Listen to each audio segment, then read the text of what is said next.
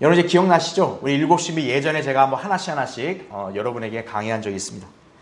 자, 이 일곱 신비는 특징이 뭐냐면 하나님의 경륜적인 어떤 위치에 따라서 이 신비가 나타났다라는 얘기예요. 예. 그래서 여기 제목도 뭐냐면 하나님의 경륜을 통해 우리가 일곱 신비를 보게 된다는 얘기죠. 그러니까 이 일곱 신비를 명확하게 이해하기 위해서는 하나님의 경륜을 이해하고 깨달아야 돼요. 그 하나님의 경륜은 바로 전천년 신앙입니다. 그러니까 전천년 신앙을 모르는 그런 교회들은요, 이 신비를 절대로 알 수가 없는 거예요. 예. 그러니까 하나님께서는 그러한 교회들, 그러한 교인들한테는 이 신비들을 맡긴 적이 없다고요. 그러니까 전혀 모르는 거죠. 그러나 바른 성경을 들고 있는 우리 거듭난 그리스도인들은 얼마든지 자신이 말씀에 갈급해하고 주님께 조명을 구하면 하나님께서 여러분에게 그걸 깨닫게 해주신다는 얘기예요. 예. 자, 여러분은 오늘 이 경륜을 통해 이 일곱 신비를 우리가 다시 한번 정리하고 여러분이 확고하게 또 이해하는 그런 시간 되기 바랍니다. 자, 첫 번째 페이지 보시죠. 자, 거기에 도표에 아주 간략하게 정리가 되어 있습니다. 자, 우리가 세대주의 공부할 때 하나님의 경륜은 일곱 시대로 이렇게 나뉘어진다라고 제가 여러분에게 설명을 드렸어요. 그래서 맨 처음 아담과 이브가 창조될 때가 무죄시대, 그렇죠? 아담과 이브가 범죄한 이후부터는 양심시대로 접어듭니다. 그렇죠? 그리고 이제 노아의 홍수가 있은 이후에 이제 하나님께서 노아와 그의 가족들로 다시 새롭게 시작하시죠? 그래서 노아의 세 아들이 오늘날 이 지구의 인종의 기원이 되잖아요. 그 인종을 토대로 해서 얼마나 많은 그런 민족들과 국가들이 형성이 됩니까? 그래서 인간정보 시대라고 우리가 살펴봤습니다. 그러나 이것은 바벨탑으로 결국 무너집니다. 그래서 결국 하나님께서는 계획을 수정해서 한 사람을 부르시고 한 사람의 씨를 번성케 해서 한 민족만을 하나님이 택하시겠다. 그렇게 계획을 세우신 거죠. 그래서 바로 아브라함이 이제 부르심을 받게 된 거죠. 그래서 이제 아브라함의 씨를 통해 이스라엘 민족을 이제 태어나게 하시고 그 민족을 하나님의 거룩한 민족이요 독특한 보물로 삼고자 하는 계획을 세우신 겁니다.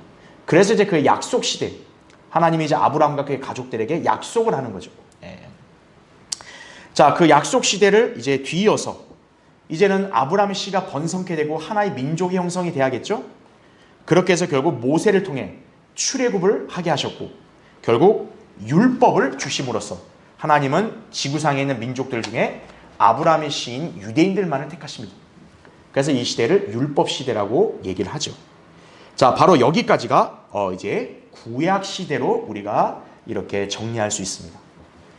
자, 그러면 우리가 이 일곱 신비를 했을 때, 자, 우리 이 하나님의 일곱 신비들을 그리스도인들에게 맡겼단 말이죠. 그러니까 엄밀히 말하면 이 일곱 신비는 신약 그리스도인들에게 주어지는 거다 보니 사실 구약시대 사람들에게는 이게 계시될 필요가 있겠어 없겠어요? 없는 거죠. 그래서 구약 성경에는 신비란 단어가 등장하지를 않는다는 사실이에요. 예. 그래서 구약에서는 이 신비가 어떻게 돼 있다? 감추어져 있었던 거라는 거죠. 감추어져 있었다. 예. 특히나 이 감추어진 신비가 언제 드러나게 되냐? 이스라엘이 메시아를 거부하게 됨으로써 이제 본격적으로 드러나게 되는 거죠. 예.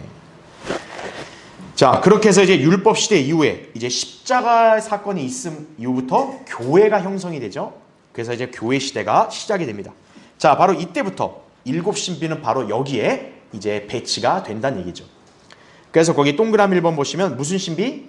경건의 신비. 자, 이따 보겠지만 경건의 신비는 바로 십자가 사건 때문에 필요한 거예요. 예. 그래서 초림 때 이 신비가 마침내 나타나게 되죠. 그 다음에 교회 시대는 내주하는 신비가 이제 계시가 됩니다. 그리고 교회의 시대가 끝날 때가 언제예요? 교회가 휴거될 때겠죠. 바로 휴거의 신비가 이제 교회 시대의 끝을 알리게 되겠죠. 그리고 이제는 대환란이 이 지상에 펼쳐지게 됩니다. 자, 대환란 때는 이제 누가 이 땅에서 군림해요? 적그리스도죠. 바로 그 적그리스도와 연관된 불법의 신비가 이제 본격적으로 대환란 때 등장을 할 것이고 또 이 짐승의 등에 타는 바로 이 집단이 신비의 바빌론이죠. 그렇죠. 로마 카톨릭. 그래서 큰 바빌론의 신비가 역시나 대환란 때 마침내 드러나게 된다는 얘기죠. 자, 그래서 대환란 끝에는 이제 뭡니까? 여섯 번째, 그리스도와 신부인 교회. 바로 이 신비가 딱 구현이 될 겁니다. 무엇으로 구현될까요? 어린 양의 혼인식으로 구현되겠죠. 예. 왜냐하면 그리스도와 교회는 신랑과 신부의 관계이기 때문에 이 신랑과 신부가 결혼을 하는 바로 그 시점이 바로 어린 양의 혼인식인 거죠. 그건 환란 끝에 있을 일이죠. 이게 여섯 번째 신비가 이제 구현이 될 거고, 그 다음에 이제 예수 그리스도가 지상에 재림하시게 되면 이스라엘의 회복이 되겠죠. 바로 이스라엘 회복이란 신비가 바로 이때 비로소 실현이 될 것이라는 사실입니다. 자, 이렇게 해서 이게 하나님의 경륜을 통해 이런 일곱 신비가 바로 여기에 이렇게 위치를 한다. 여러분이 잘 기억하시면 되겠죠. 자, 하나씩 구체적으로 살펴보겠습니다. 자, 먼저 경건의 신비입니다. 자, 이 교재에서는 이게 오타가 난 거예요. 에베소 1장 9절 10절이 아니라 여러분 경건의 신비를 증거하는 구절이 뭐였어요? 디모데전서 3장 16절이죠. 그래서 경건의 신비는 논쟁의 여지 없이 위대하도다. 그 다음 뭐라 그랬어요?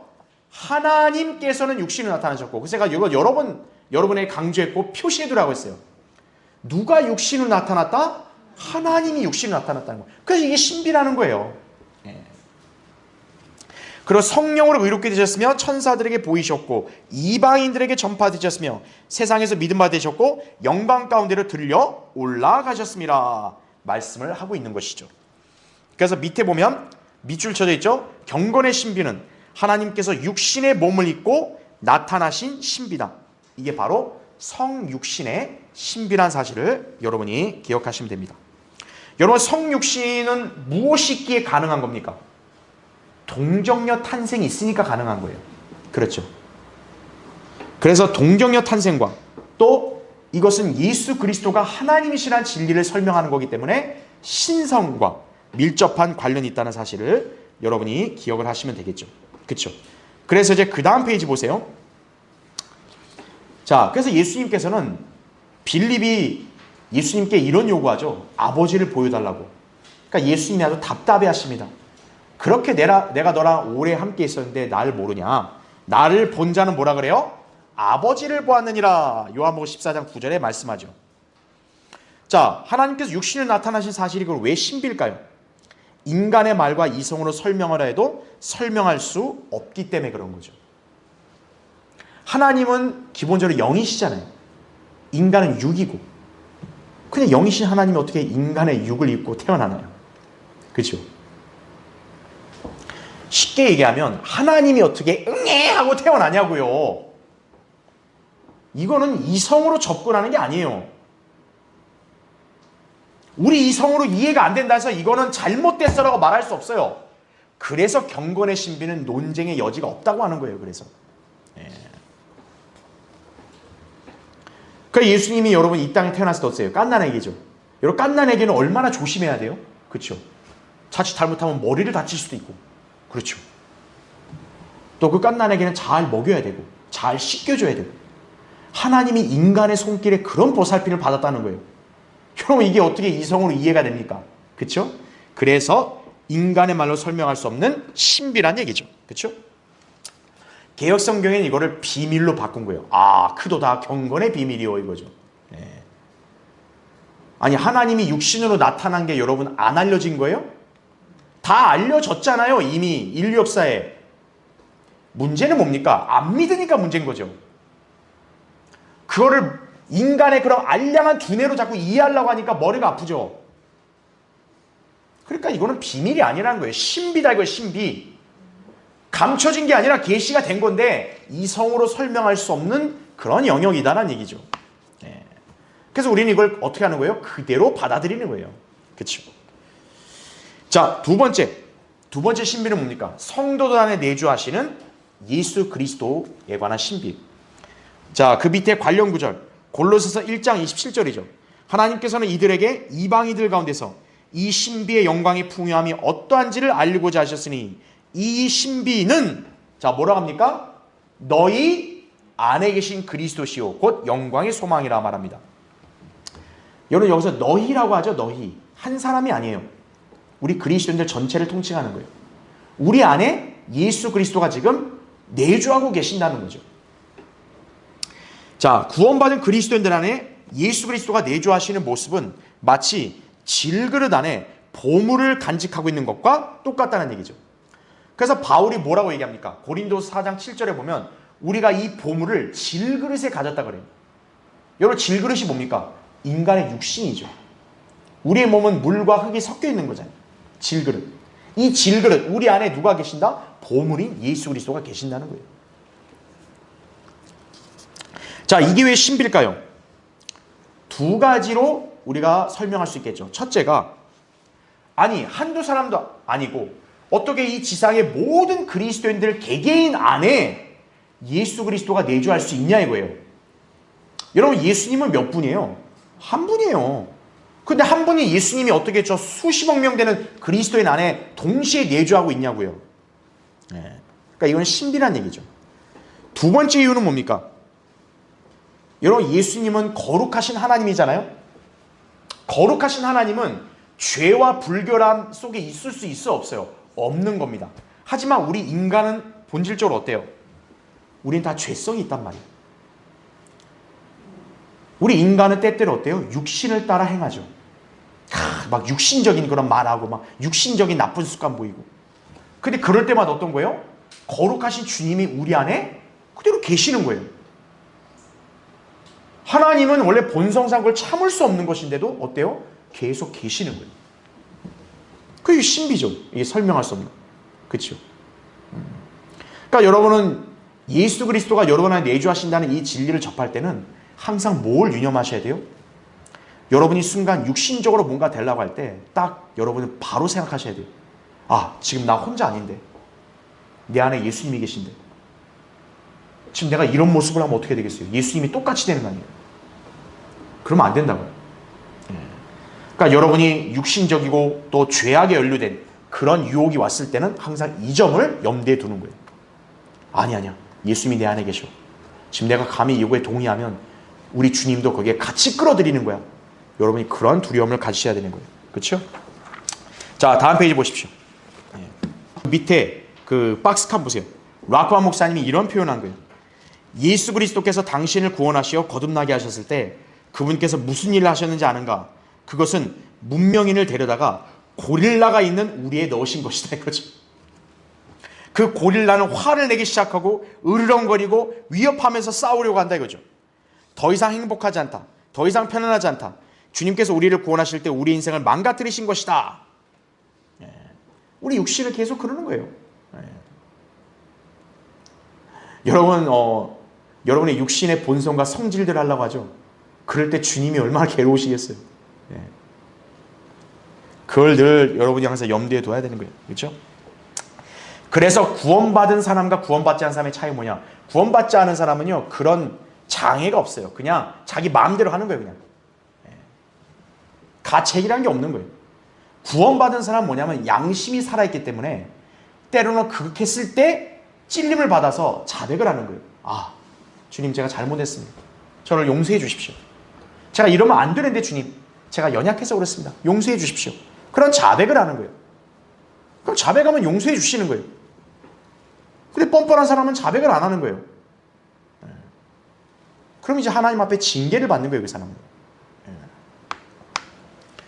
그래서 늘 여러분이 그걸 염두에 둬요. 아, 성도인 나는 예수 그리스도가 내 안에 계신다 이거죠. 그 신비를 기억해야겠죠. 자, 세 번째 신비. 그리스도인의 휴거의 신비입니다. 자, 고린도전서 15장 51절부터 56절이죠. 자, 같이 보겠습니다. 보라, 내가 너희에게, 자, 뭐라고 얘기해요? 한 가지 신비를 말한다고 얘기합니다. 그러니까 이걸 신비라고 그러는 거예요. 우리가 다 잠잘 것이 아니요 오히려 우리가 모두 변화될 것이니 마지막 나팔 소리에 눈 깜짝하는 순간에 그러하리라, 이렇게 말씀하죠. 일단 여러분 여기서 뭘 염두에 둬야 돼요? 바로 이 신비가 일어날 때는 우리 모두라 그랬어요. 신약 그리스도인 모두를 가리키는 거예요. 어떤 사람만 휴거되고 어떤 사람은 변화 안 된다가 아니에요. 우리 모두라고 얘기하잖아요. 우리 모두. 그렇죠? 그래서 이 그리스도인의 휴거는 동시다발적으로 총체적으로 일어나는 거예요. 왜냐? 우리 중에 어느 누구도 독립된 존재가 없기 때문에. 우리는 다 어디 안에 속해 있는 거예요? 그리스도의 몸 안에 속해 있기 때문에 여기서 누구도 예외가 되는 게 아니라는 거예요. 자, 계속 보시죠. 나팔 소리가 나면 일단 첫 번째 어떤 일이 벌어져요? 죽은 자들. 이미 죽은 우리 그리스도인 선배들 있을 거 아니에요. 어르신들. 죽은 자들이 어떻게 된다? 썩지 아니하는 몸으로 일으켜지며 그 다음 어떻게 돼요? 우리도 변화되리라. 그 다음 페이지죠. 그래야 이 썩을 몸이 반드시 썩지 아니할 몸을 입고 이 죽을 몸이 반드시 죽지 아니할 몸을 입으리라. 이 썩을 몸이 썩지 아니함을 입고 또 이 죽을 몸이 죽지 아니함을 입게 되면 그때 사망이 승리 속에 삼킨 바 되었느니라 라고 기록된 말씀이 이루어지리라. 오 사망아 너의 쏘는 것이 어디 있느냐? 오 음부야 너의 승리가 어디 있느냐? 사망에 쏘는 것은 죄요 죄의 능력은 율법이라 이렇게 말씀하고 있는 거죠. 즉 이제 주님이 공중에 오시게 되면 우리 죽은 그리스도인은 살아있는 그리스도인은 모두가 변화된 몸을 입게 돼요. 그러면 그 이후에는 다시 죽는 일이 있다 없다? 없다는 겁니다. 사망은 완전히 KO 되는 거예요. 지금은 아직도 사망이 여러분을 덮칠 수 있어요. 하지만 이때 가서는 사망은 끝나는 거예요. 자, 그래서 계속 보면요. 휴거의 신비는 7 부활 중에서 신약의 그리스도인들의 부활과 일치하는 신비로서 눈 깜짝하는 순간에 그리스도의 몸이 지상에서 사라지는 신비란 얘기죠. 그래서 여기 아까 우리 55절에 나온 말씀이 뭐예요? 음부야 너의 승리가 어디냐 그랬죠. 여기 음부는 뭐를 가리킬까요? 무덤을 가리키는 무덤. 왜냐? 죽은 사람은 이미 땅속에 있단 말이에요. 무덤에. 그러니까 무덤은 마치 뭐냐면 권세를 가지고 있는 거예요. 무슨 권세? 죽은 사람을 붙들어두는 권세를 가진 거예요.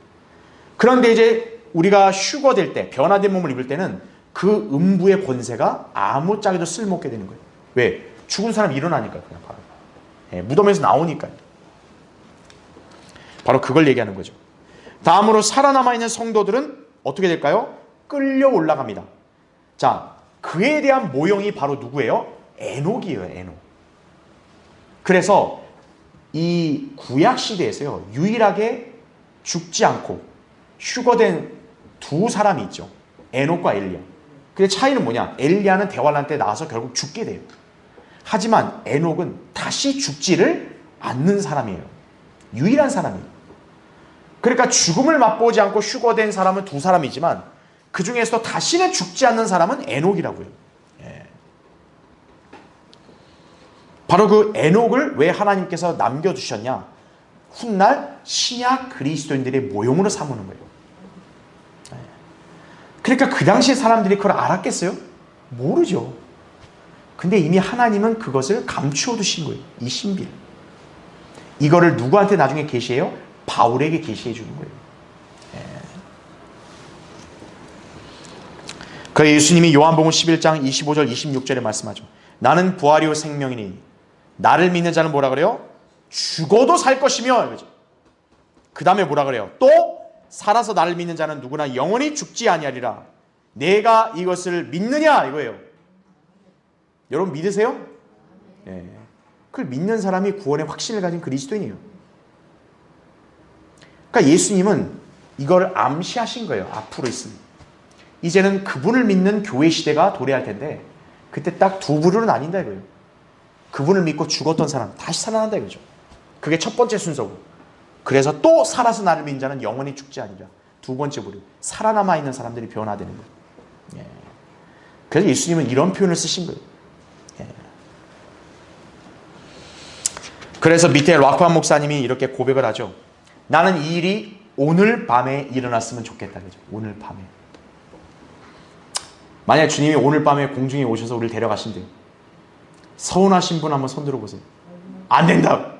아, 내가 할 일이 있는데, 내가 그래서 못 해본 게 있는데, 오늘 오면 나 정말 후회돼서 못 살겠는데, 그런 분 있으면 한번 손 들어보세요.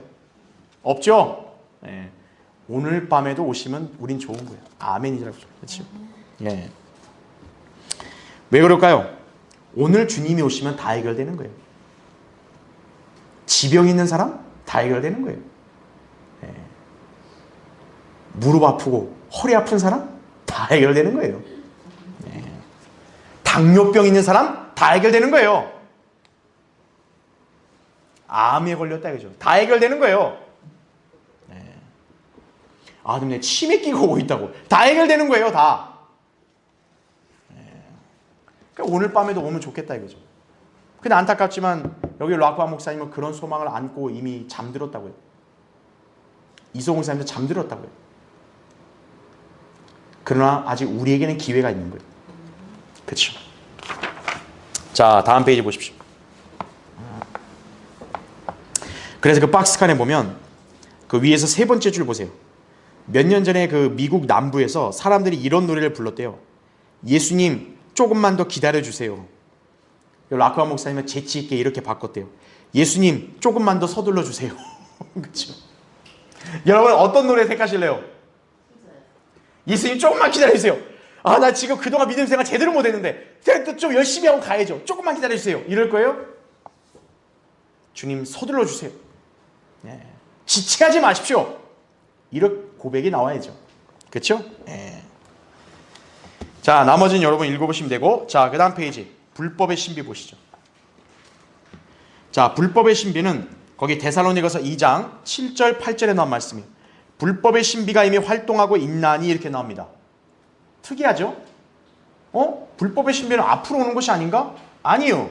바울이 이 데살로니가 후서를 기록한 당대에도 활동하고 있었다 이거예요. 근데 중요한 게 있어요. 현재, 그러니까 그 당시죠. 현재는 뭐가 있대요? 막는 자가 있어 막을 것이나 이거예요. 그가 그 길에서 옮겨질 때까지만 그리하리라 나오죠. 그리고 나서 뭐라고 그래요? 그 악한 자가 나타난다. 여기서 그 악한 자라는 특정한 대상을 가리킵니다. 바로 멸망의 아들인 것이죠. 그렇죠? 주께서 그를 자기 입에서 나오는 영으로 소멸하시고 그의 찬란한 오심으로 제거하시리라. 데살로니가후서 2장 7절 8절에 기록된 말씀이죠. 그러니까 7절과 8절을 어찌 보면 약간 좀 구분을 해야 돼요. 7절에서는 불법의 신비가 과거부터 지금까지 활동을 해오고 있다면 그것이 이제 현재 막는 자가 있어서 그게 딱 완전히 이렇게 등장하지 못하는데 이제 그 막는 자가 옮겨지게 되면 이제 어떻게 돼요? 악한 자가 비로소 나타나게 될 거다. 그죠? 자, 그럼 불법의 신비는 뭘까요? 이건 여러분이 경건의 신비를 알고 있으면 이해하기가 쉬워요. 경건의 신비와 반대이기 때문에 그래요. 자, 교회가 휴거된 이후에 환란 시대는 뭡니까? 사탄이 육신의 몸을 입고 지상에 나타나는 신비를 의미한다는 얘기죠. 자, 이것은 바로 적그리스도의 신비라고 여러분이 이해하시면 되는 거예요. 계시록 17장 7절에는 짐승의 신비로도 불린다는 얘기죠. 자, 그런데 왜 이 불법의 신비는 분명히 이제 궁극적으로는 대환란 때 등장해야 되는데 아니 왜 바울 때도 그런 활동하고 있었냐 이거예요. 왜냐? 사탄이 인간으로 육화하는 일은 과거에도 있었기 때문에 그런 거예요. 말하자면 당시에 적그리스도가 등장했다기보다는 적그리스도들, 즉 적그리스도의 모형이 되는 인물들이 활동을 했다는 얘기예요. 그래서 이제 말하자면 환란 시대에 한 사람, 적그리스도가 세상 전면에 등장할 때까지 이곳 지상에는 적그리스도의 영이 활동할 것임을 이 신비가 보여주는 거죠. 그래서 요한일서 2장 18절에도 뭡니까? 많은 적그리스도가 이제 일어날 것이라고 이제 우리에게 말씀을 하고 있는 거죠. 그래서 이제 불법의 신비하면 여러분이 기본적으로 어떻게 이해하면 되는 거예요? 바로 사탄이 인간으로 육화하는 신비다. 그러나 그 인간으로 육화하는 그런 역사는 과거에도 있어왔다. 왜 그러냐? 바로 적그리스도의 모형들이기 때문에 그런 거죠. 우리가 예수님도 어때요? 예수님의 모형들이 있단 말이에요. 구약에도. 바로 그와 같은 맥락으로 불법의 신비도 과거에 활동을 하고 있었다는 얘기죠. 하지만 뭡니까? 진정한 불법의 신비.